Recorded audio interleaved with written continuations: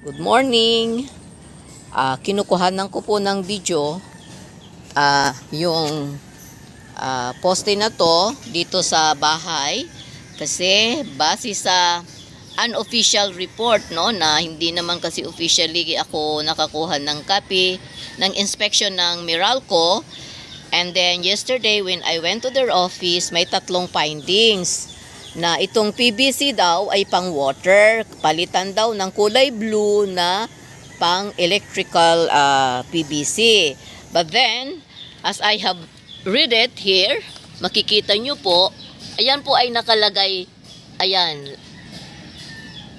ano to, Lamtex UPVC Rigid Electrical Conduit Pipe.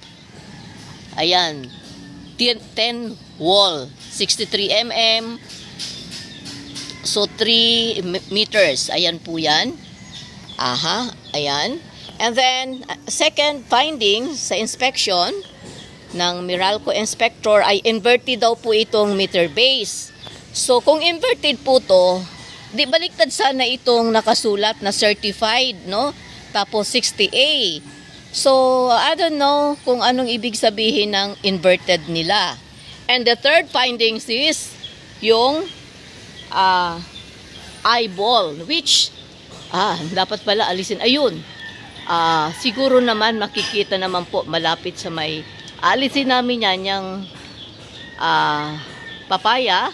However, sayang naman maraming bunga So, ayun yung eyeball nakakabit na. Sabi nila ikabit daw. So, nakakabit na rin po.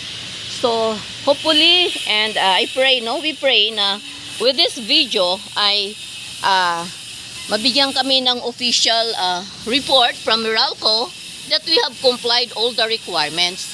This is just a repair, kasi since 2012 ay hindi na natanggalan na ito ng metro. So, good morning and maraming salamat. It's raining hard.